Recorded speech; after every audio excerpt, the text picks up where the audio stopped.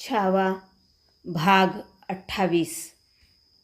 शामी आणण्यासमोरच्या पैस जागेत शाही इतमामात बैठकीचा चौथरा सजला होता. त्यावर राजपुती वाणाच्या तलम बिछायती अंथरल्या होत्या. जरीबतूची नकसदार कलाकुसर असलेल्या खोळी घातलेल्या गिरद्या लोड मांडले होते. संभाजी राजांना नजराणा देऊन दिपवून टाकण्यासाठी तो चौथरा मिर्झा राजाने एका रात्रीत सिद्ध केला होता. चौथऱ्याच्या एका अंगाला सरपोसांनी झाकलेली पेहरावाची तबके घेऊन काही रजपूत धारकरी उभे होते. पिछाडीला अब्दागिऱ्यांची मोठी पिंपळपाने हातात धरून अब्दगिरे खडे होते. एका बाजूला शिंगे, तुताऱ्या, नगारे यांचा 6 जणांचा ताफा उभा होता. तळावरचा तमाम हाशम लोक तो नजारा बघण्यासाठी जागा मिळेल तिथे दाटला होता. ज्येष्ठ वद्य द्वितीयेचा दिवस कासराभर वर आला होता, पण पावसाळी कुंदपणामुळे तसे वाटत नव्हते. आपल्या शामियान्यातून मिर्झा राजा जयसिंग संभाजीराजांच्यासह बाहेर आला. रजपुताच्या अंगावर सोनेरी बुट्ट्यांचा हिरवा कंच मोगली जामा होता. खांद्यावरून फिरलेले गर्द निळे जरी काठाचे उपरणे होते. पाचू मडविलेला, मागे झुकलेला, झुरझुरत्या सफेद पिसांचा तुर्रेबाज किमोश त्याने मस्तकी चढविला होता. गळ्यात मोत्याचे कंठे आणि हिरवे पदक होते.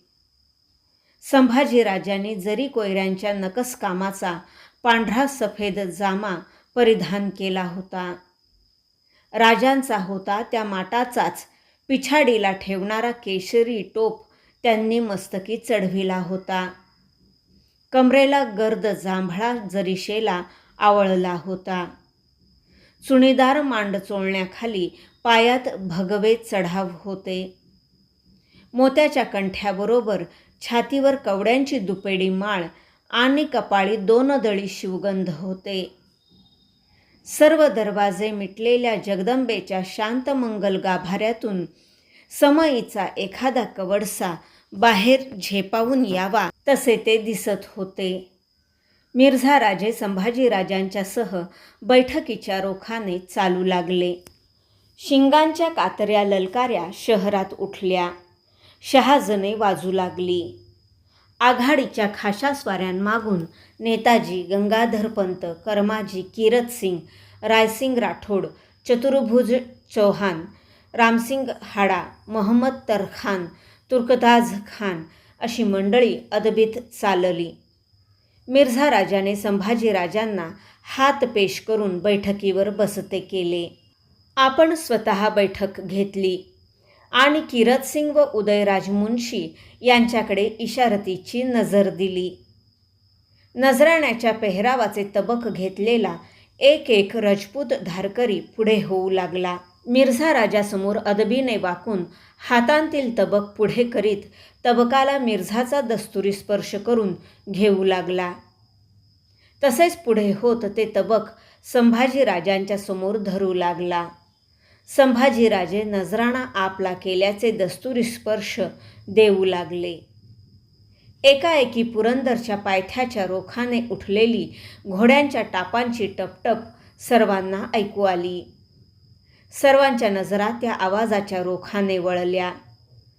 कैक काळजे धडधडली. झटकन मिर्झा राजे बैठकीवरून उठले.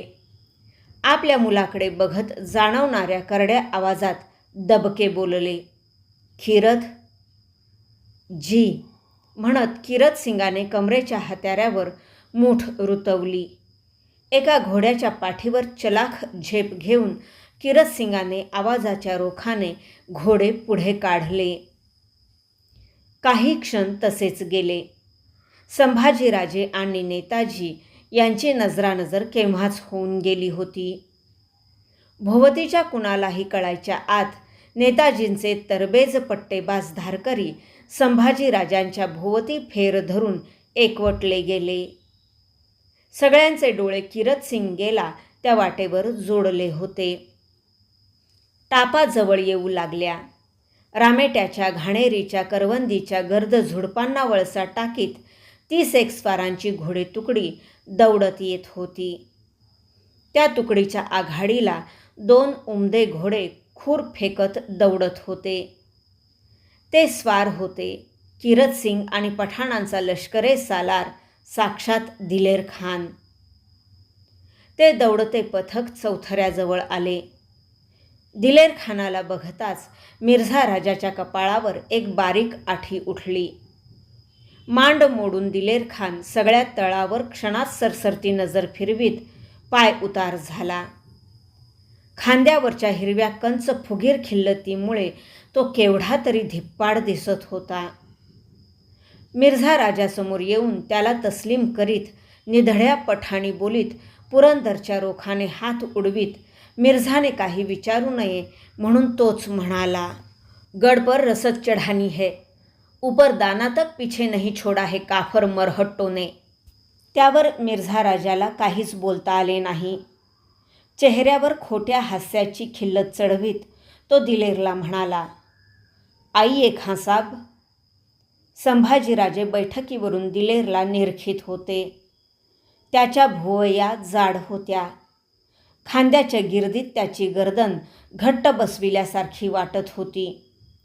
डोळे भेदक होते. सगळी हयात दौडीत गेल्यामुळे त्याच्या कोरल्या दाढीचा पठाणी चेहरा रासवट निबर दिसत होता.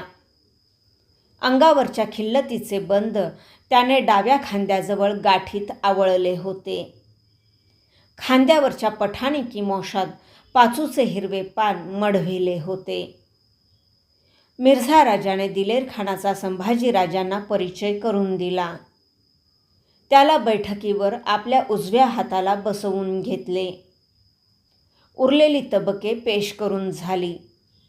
संभाजीराजांनी नेताजींच्याकडे पाहिले. नेताजींनी फेर नजराण्याची तबके घेतलेले मावळे पुढे केले. संभाजीराजांनी मिर्झा राजे व दिलेर खान यांना ती तबके बहाल करण्यासाठी त्या तबकांना दस्तुरी स्पर्श दिले. चौथऱ्यावरचे ते दृश्य मजेदार दिसत होते. दिल्ली दरबारचे 2 खंदे सेनापती आणि जगदंबेचा एक बाळभुत्या त्या बैठकीवर बसले होते. किरत सिंगाला इशारत करून मिर्झा राजे हसत संभाजीराजांना म्हणाले, और एक ऐसा तोहफा हम नज़र करेंगे जिसे आप बहुत पसंद करोगे कुंवर. संभाजीराजांच्या भुवया ते ऐकून वर चढल्या. दिलेर खानालाही मिर्झाच्या तोफयाचा अंदाज येईना. तळावर ठाण केलेल्या हत्तीतील एक जंगा हत्ती रुपयाचा नकसदार हौदा चढवून झूल घालून सजविण्यात आला होता. किरत सिंगाने त्या हत्तीवर बैठक घेतलेल्या फिलवानाला इशारत देताच त्याने तो हत्ती चौथऱ्यासमोर आणला. त्या सजल्या हत्तीकडे हात करीत मिर्झा राजा संभाजीराजांना म्हणाला, ये शाही फिलखाने का हाथी अनवर शहंशाह ने आपको नज़र किया है कुंवर शंभू. आप दरबार के सबसे पहले कम उम्र 5000 सरदार हो. फिलवानाने एकसारखा अंकुश टोचून चल बेटे अनवर सलामी दे अशी हत्तीशी बातचीत करून तो जंगा हत्ती पुढच्या थोराड गुडघ्यात खाली बसविला. बसल्या अनवरने रणशिंगासारखी बाकदार सोंड उचलून मेहमानांना ऐटदार सलामी दिली आणि पुन्हा तो ताठ खडा होऊन सोंड झुलवीत कान फडफडवीत डुलत उभा राहिला. ते भरगच्च जनावर बघून संभाजीराजे नकळत बैठकीवरून उठले. नेताजींना इशारत करून त्यांनी जवळ बोलावून घेतले. त्यांच्या कानाशी आपले ओठ नेत काहीतरी त्यांनी त्यांच्या कानात सांगितले. जी म्हणत नेताजींनी पगडी डोलावली. कमरेच्या हातारावर हाताची मूठ ठेवून नेताजी तळावरच्या फिलखान्याजवळच्या गंजीतून एक गवताची पेंढी घेऊन आले. अदबीने त्यांनी ती संभाजीराजांच्या हाती दिली. ती पेंढी घेऊन धीम्या चालीने संभाजीराजे झुलत्या अनवरजवळ आले. हातातील पेंढी उंचावून त्यांनी ती हत्तीच्या सोंडेच्या रोखाने धरली. अनवरने आपली भरदार सोंड हातासारखी पुढे करीत पेंढीला वेढा टाकला. त्याच्या गर्दनीवरचा फिलवान डोळे जोडून संभाजीराजांना बघत होता. सोंडेत धरलेल्या पेंढीचा कट झटके देऊन हत्तीने उसकटला व गवत सोंडेने झटकून साफ केले आणि अख्ख्या पेंढीचा थोराड घास त्याने सहज आपल्या घशात सोडला. चौथऱ्याभोवतीचे सारे असामी ते दृश्य टक लावून बघत होते. पठाण दिलेर खान ते बघताना खुश झाला होता. हसून नेताजींच्याकडे बघत संभाजीराजे पुन्हा येऊन बैठकीवर विसावले. संभाजीराजांच्या चालण्या बोलण्यावर अदबरिवाजावर खुश असलेला मिर्झा अभिमानाने म्हणाला, हाथी पसंद आया कुंवर शंभूराजे. त्याच्याकडे आणि दिलेर खानाकडे एक नजर आलटून पालटून बघत संभाजीराजे म्हणाले, ते बिचारे मूक जनावर कोणासही पसंत येईल. कितीही झाले तरी ते पेंढीचे गुरु. मिर्झा राजाला शेवटचा चटका नीट कळला नाही आणि कळला असता तरी काही उपयोग नव्हता. तो त्याला कधीच वळला नसता. एवढा वेळ काफर सेवाच्या बच्च्याचे निडरपण गुमान बघणाऱ्या दिलेर खानाला संभाजीराजांची रांगडी थट्टा करण्याची लहर आली. आपल्या जाड भुवया किमोशाकडे चढवीत त्याने खोचकपणे झुलत्या अनवरकडे हात उठवून विचारले, इतना बडा शाही हाथी कैसे उठा के ले जाओगे शंभूराजे.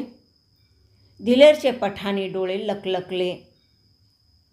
अंगावर आल्यासारखा अचानक उठलेला त्याचा सवाल ऐकताना संभाजीराजांचा हात छातीवरच्या दुपेडी भवानी माळेवर चढला.